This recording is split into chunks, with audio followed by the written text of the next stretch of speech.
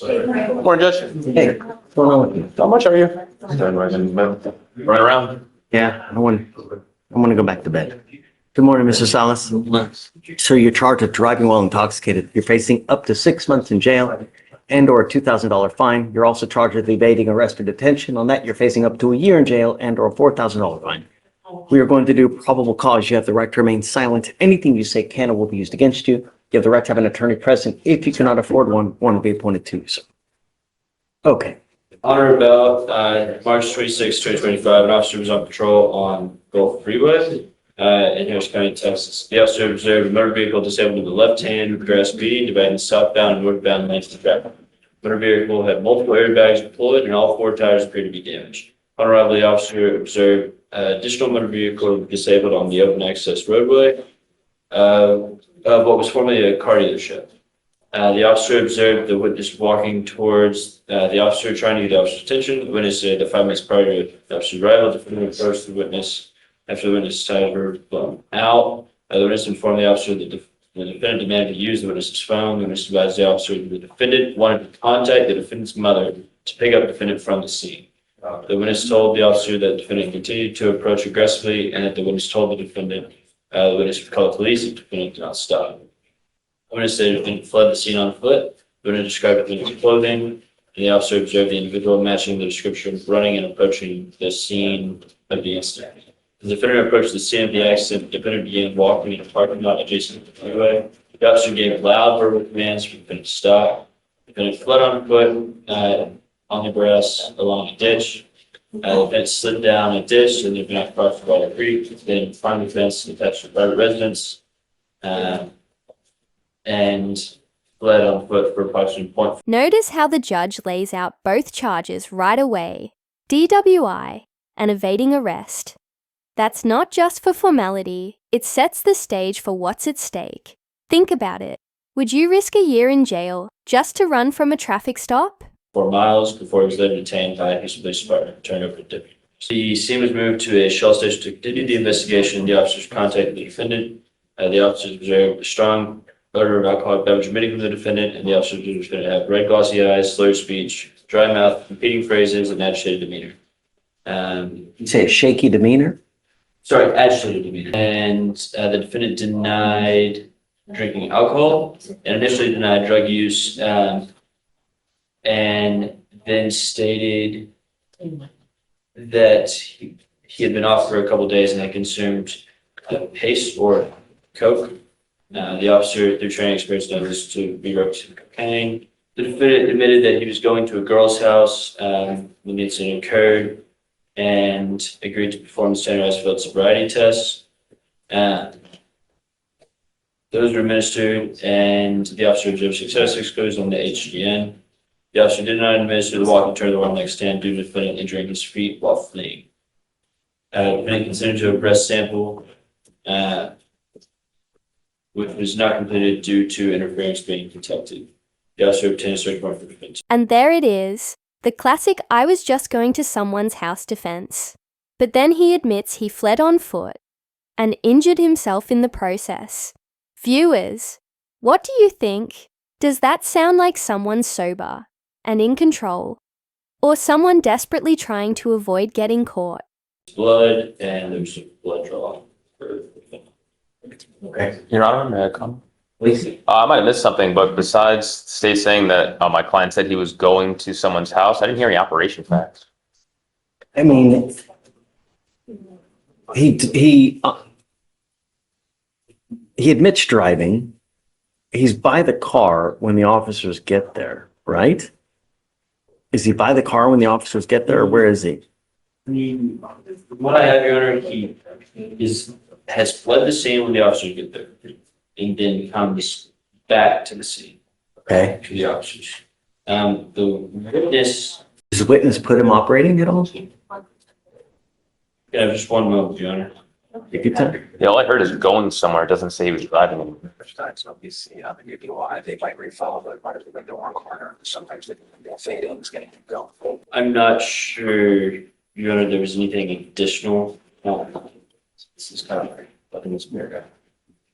Hey, look at Good to this. see you again, Your Honor. Yeah, what's up, man? Good to see you. Do you have anything else? Your Honor, it does look like the witness stated that he stopped and exited his vehicle and observed the driver of the RAV4. That's what I have, but So it doesn't match up with my client. Kaiser Bono, Martinez stated once he stopped and exited the vehicle, he observed the driver of the RAV4, identified as Abraham Elias Salas, using driver's license, come out from the grass near the RAV4 and aggressively approach him, requesting to use his cell phone. Stated that he was trying to use his cell phone to call his mother to come pick him up, and that Salas said that RAV4 belonged to his mother. Martinez stated after a short time that Salas asked Martinez if he had papers referring to immigration. Judge, even with these facts, it doesn't show driving. Even if he owned the car, we have no idea when. There's no facts to say that he was driving the car, that he admitted to driving the car. I don't see operations. So Salas stated that he was driving the RAV4 because he was going to a female's house and continued to speak. Salas then stated that he ended up in the grass because he was scared. Then stated that he was a Mexican driver that swerved in front of him. And He said a Mexican driver swerved in front of him. Is that what he said? told him no Tango Papeles or I don't have papers. Salas said the other driver was in a gray Toyota, telling him to go away. Stated that the RAV4 and the alleged Toyota came into contact, causing a collision. Salas stated that he was coming from his house in Friendswood, but denied having anything to drink. Yeah, I mean, I think if they, He was operating the vehicle at the time of the accident. and you have the other person say something, right? They say that it was, they identified him as the driver. They just never say they saw him driving or operating the vehicle. So I believe that they believe, based off the circumstance, that it was a driver. I don't know if the witness actually saw him driving, but we have to prove the driving facts is that Reed fired to believe prior to his arrest. He admits that he was driving the vehicle at the time of the accident, and the vehicle was found at the scene of an accident. This is huge. The judge just dismissed the case for lack of probable cause. But did you catch the warning? Even without charges sticking today, the judge reminds him that one reckless decision can destroy lives. What do you think? Was this a fair call? Or did the judge go too easy? Found nearby, was observed coming out of the grass nearby.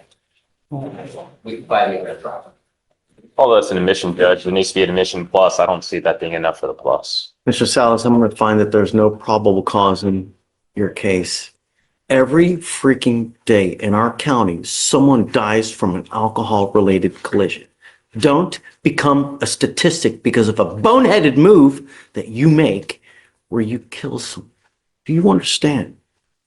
Now, I'm going to find no probable cause. It's very possible they go indict this case at a later time if they get more evidence, but don't kill anyone. Do you understand? Yes, Your Honor. See, Thank you, Ron. Are there any conditions you're imposing on the evading case? no, I'm going to find no on both. On both. Thank you, Judge.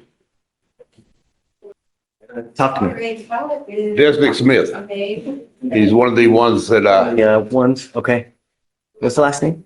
Smith, Desnick, did you do? Out of Louisiana, one of those four guys that you already talked about. He's the one that did not have he was a passenger, not the one with the weapon. There were 3 passengers. I talked to his mother. How old is this kid? He's awful young. I can't, he's got a computer, I don't. He looks awful young. I talked to his mother. His mother's willing to post bond and able to post bond if it's reasonable. Therein lies the question. What is reasonable? Right. 1,500 would be reasonable. He's coming back in. I know. Nelson, did they respond? What's that? Did they respond on Nelson? Smith, bring up Mr. Smith. Okay, yeah, we're on Smith. Okay. Smith's coming out now. Black claims that they told them that they were not going to mess with it. We'll still wait for the official word from Florida. What's that name of that city? I don't know that, I just went by the county. It's another one of those. I've been mispronouncing, Natchitoches. I've been mispronouncing I county. know. Morning, Mr. Smith. How's jail?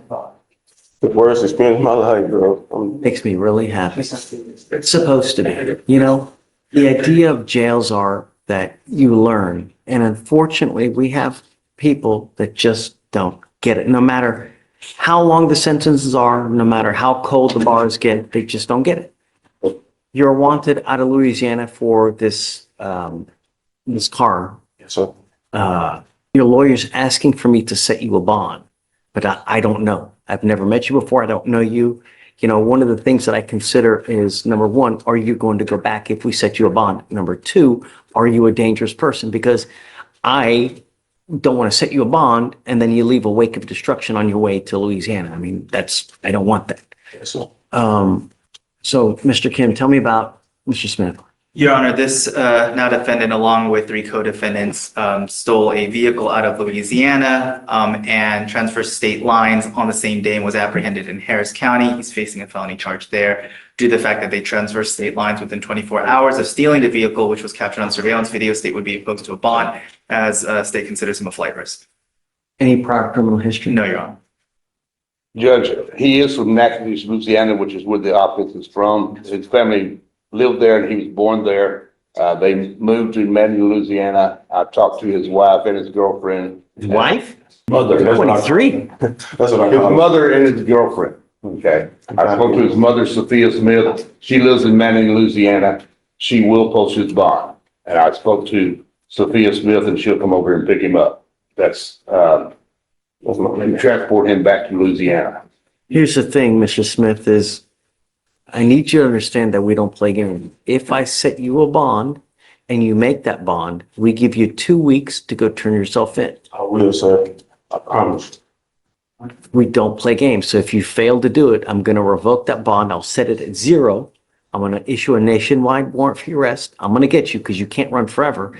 And the next time you will not get another one. Do you understand? Okay. I'm going to set you a bond at $1,500. Here's the other thing. Life is short. Life, when you end up with a bunch of convictions, it doesn't become a fun life. What makes life fun is you get knowledge. And when you get knowledge, you buy things because you get money. But you only do that when you go out there, school, learn, get a good job. That's what life is about. I'm not picking up convictions. Sir, that's nothing. I'm in college right now too, sir. That's why it's kind of creative. I'm Really in college? in audio arts. And now with all this, really? Dude, when you hang with boneheads, it doesn't end up well, you know? Get a clue so you don't end up back here. Mr. Smith, I'm going to set your bond at $1,500. Just, Mr. Smith, Yes, sir. don't disappoint us, man. Do something with your life. Don't become another statistic. $1,500 and then do right, man. It's not hard in this life, you know? All right, we got you, buddy. Thank you, Judge. So if he can make it, I'll print out the receipt for him to sign and I have the waiver